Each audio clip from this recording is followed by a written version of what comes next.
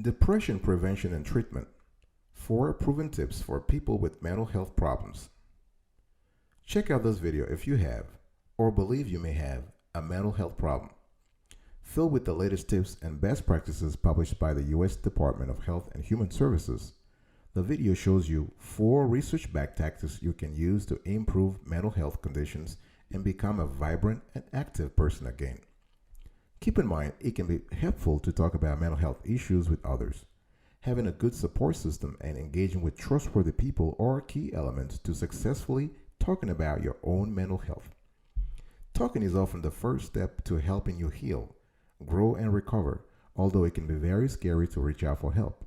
The good news is, most people with mental health problems can get better. Treatment and recovery are ongoing processes that happen over time. The first step is getting help. Watch the video now.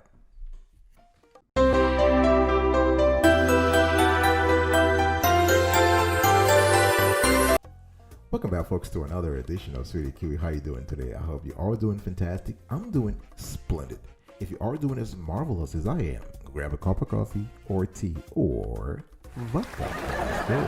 Today I want to talk to you about depression prevention and treatment. 4 proven tips for people with mental health problems. Before I get into the nitty-gritty here, folks, this is not medical advice. We have done research and we're just showing you the final results of our research. We have based our research on many documents, including several high-level reports by the United States Department of Health and Human Services and the CDC. So please, I just want to put a little disclaimer out there. The first thing you need to do, the first proven tip for someone who has mental health problem is to build a support system. Find, if you believe that you may have or you have mental health issues going on, build your support system. Find someone such as a parent, family member, teacher. It could be he or she could be a faith leader, a healthcare provider, or other trusted individual to help you. And that person should give you good advice when you want and ask for it, assist you in taking actions that will help. You want someone who likes, respects, and trusts you, and who you like, respect, and trust too. It has to go both ways. If the person likes you and you don't feel some kind of affection for them, that wouldn't work. You want someone who allows you the space to change, grow, make decisions, and even make mistakes. You want someone to listen to you and shares with you both the good and the bad times. You want someone who respects your need for confidentiality so you can tell him or her anything, especially when it comes to mental health. We're talking about a very sensitive issue here. It is even more sensitive than physical health. At least this is how our society nowadays thinks about it. So you want that person to really show some level of confidentiality. You want someone who lets you freely express your feelings and emotions without judging, without teasing or criticizing. It's all about having a space of peace, a space of deliberate emotions, a space of deliberate affection where you can just feel free to talk to the person without being scared about criticizing or some bullying or some judging. No. You also want to find someone who works with you to figure out what to do the next time a difficult situation comes up. And last but not the least, you want to find someone who has your best interest in mind. Now, this person, I've given you several qualities that the person must have. Obviously, you may not have the chance to have one person fitting all the criteria. You can have 3, 4, 5, 6 people, 10 people in your support system. However, it is important to prioritize quality over quantity. Don't try to have a football team or a basketball team in your support system. No. If you can have 3 or 4 good quality people, you're fine. And ideally, you want to have someone with a medical background. You want to have a doctor or a physician in your support system. You want to have someone, a family member in your support system. This person could be your spouse, could be your child, it could be your parents, And you also want to have what I call a social person, a friend, a community member, a community. You can have a faith leader. You can even have a mentor. So when it comes to building your support system, remember that quality trumps quantity. You are looking for some qualities. You're looking for some behavioral traits, some personality traits in the person you are inviting and welcoming into your support system.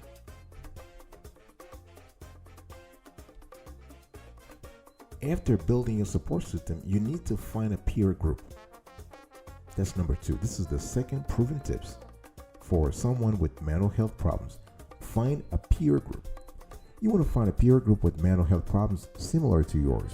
So peer support relationships can positively affect individual recovery because people who have common life experiences have a unique ability to help each other based on a shared history and a deep understanding that may go beyond what exists in other relationships. And that makes sense.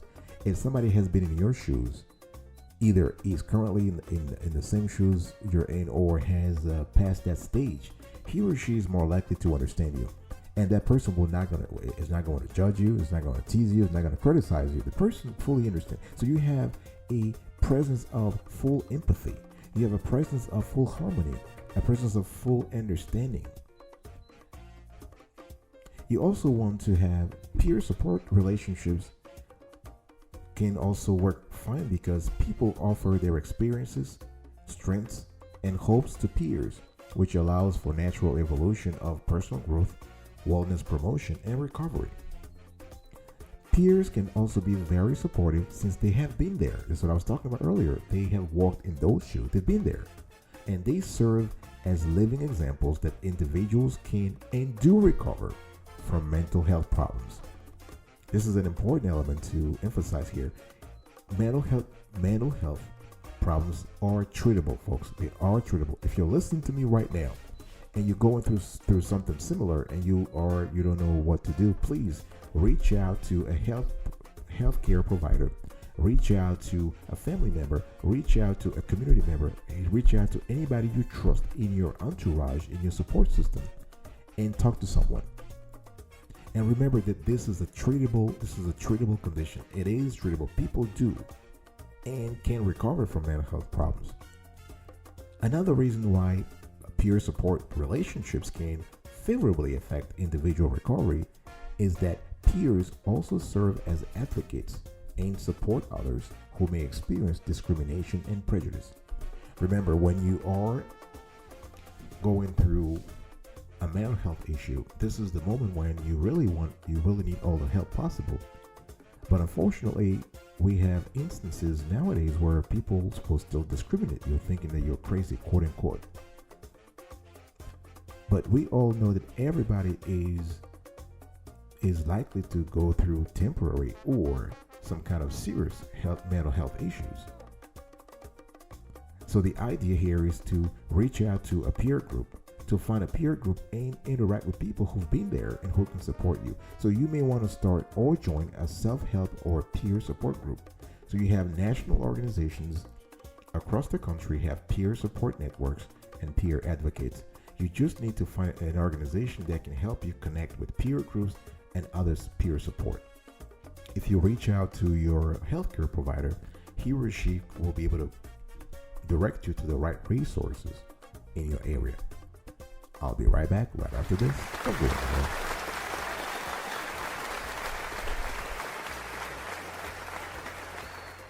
Welcome back, folks, to another edition of Sweetie Q. We're also having a conversation around depression prevention and treatment. I'm giving you 4 proven tips for people with mental health problems. Tip number 3, participate in your treatment decisions. But before I do that, just want to quickly let you know, if you have been listening to us for a while and you appreciate the clarity and quality of the content, please consider subscribing to our channel and turning on the notification bell so you are informed in real time whenever we drop a new show. We drop this kind of show every single day, rain or shine. Comment, like, and share this content. Participate in your treatment decisions. It is critical for you to be educated, informed, and engaged about your own mental health. You want to find out as much as you can about mental health wellness and information specific to your diagnosed mental health problem. Don't be passive here. Play an active role in your own treatment.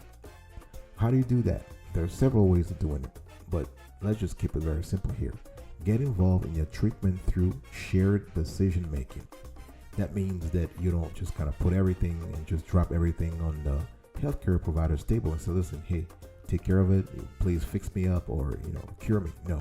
Or transfer the responsibilities when it comes to decision making to your family member or your guardian or whomever. No, you have to be part of the decision making process. Participate fully with your mental health provider and make informed treatment decisions together. Participating fully in shared decision making includes recognizing a decision needs to be made, the urgency of the situation. In other words, not being in denial that I'm fine, everything is fine, I'm okay, no. We want to recognize that there is a problem and that we need to make a decision. You also want to identify partners in the process as equals. They're not your superiors, they're not giving orders, they're not your subordinates either. You want to state options as equal.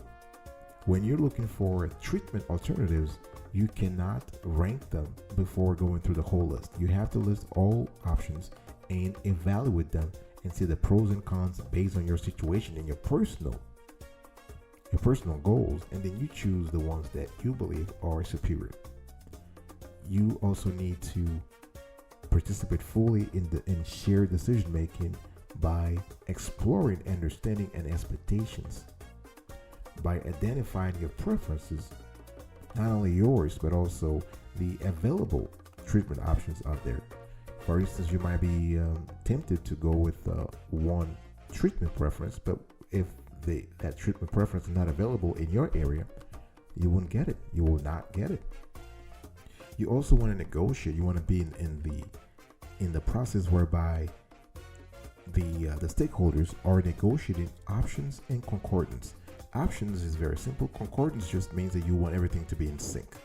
You want all the treatments that you're taking, that you will be taking, to be in sync. So you don't start something and then in the middle treatment is not available anymore, or you have 2 or 3 or 4 treatments and there is no concordance, there is no synergy, there is no harmony between all the four treatments. Participating fully in shared decision making includes sharing decisions.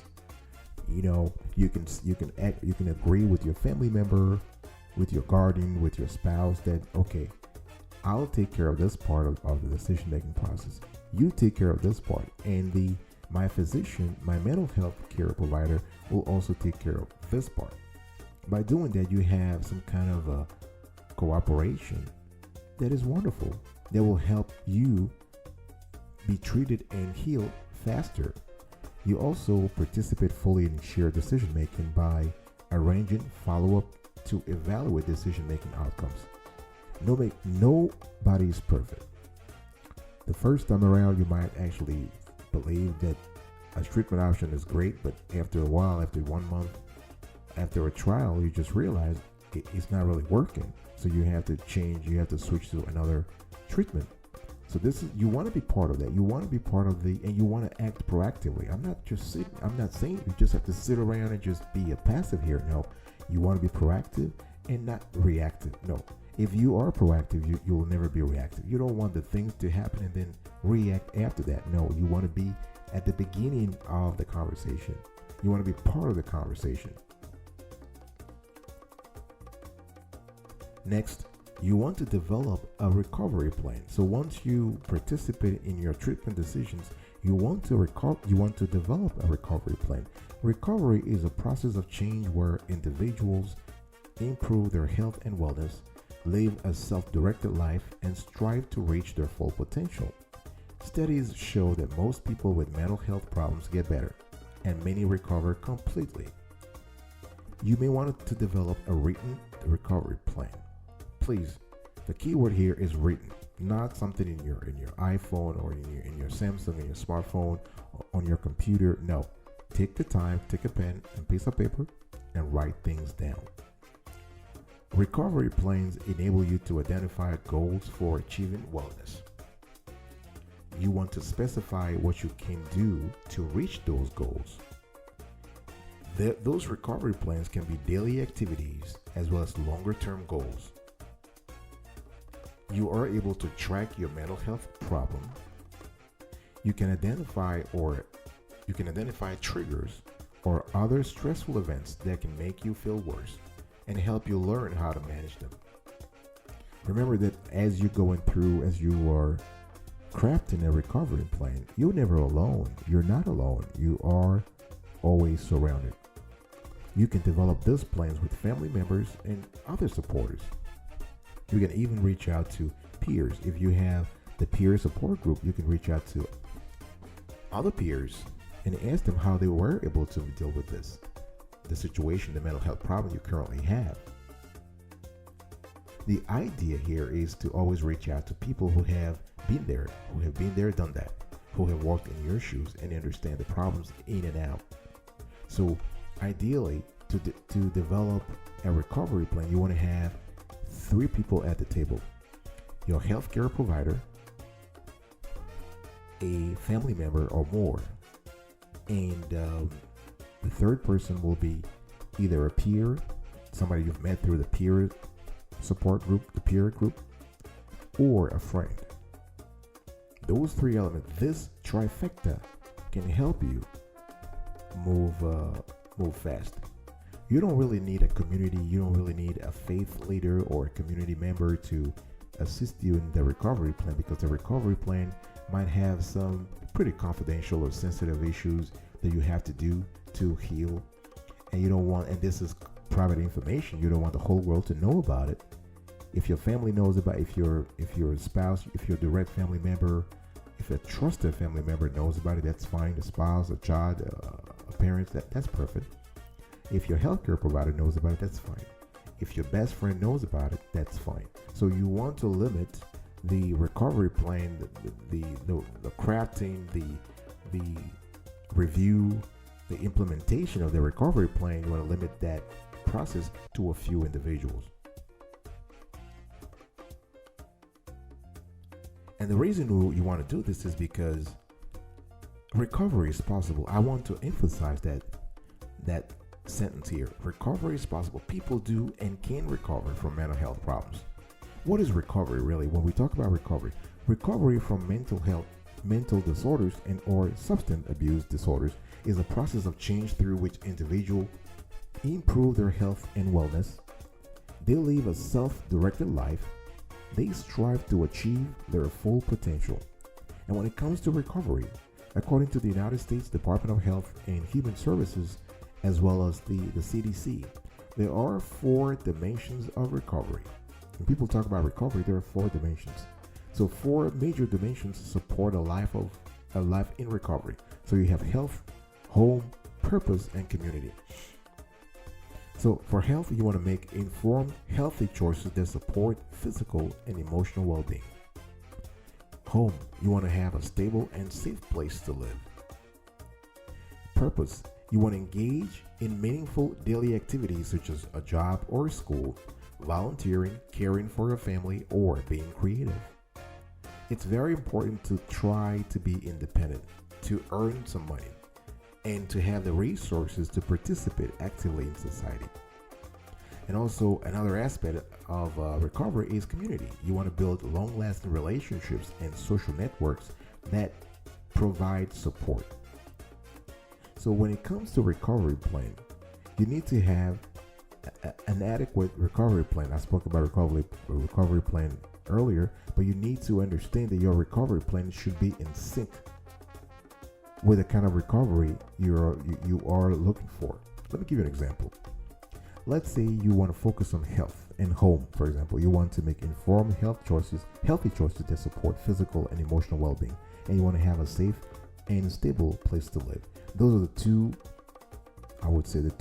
pillars of the 4 recovery quatuor I gave you earlier. But if you choose only 2, you're going to have to draft a recovery plan that addresses specifically the health and home aspect of things. You're going to have to work with the trifecta I mentioned earlier. So your family member, your healthcare provider, and your good friend, your best friend.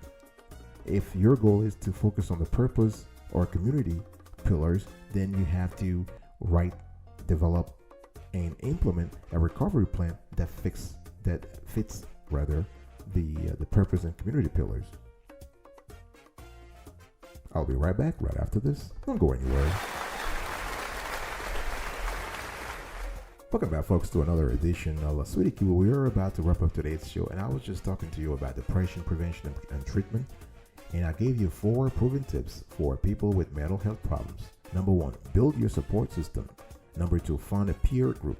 Number 3, participate in your treatment decisions. And number 4, develop a recovery plan. And before I go, please remember, recovery is possible. People can and do recover from mental health problems. I'll see you next time. Stay healthy.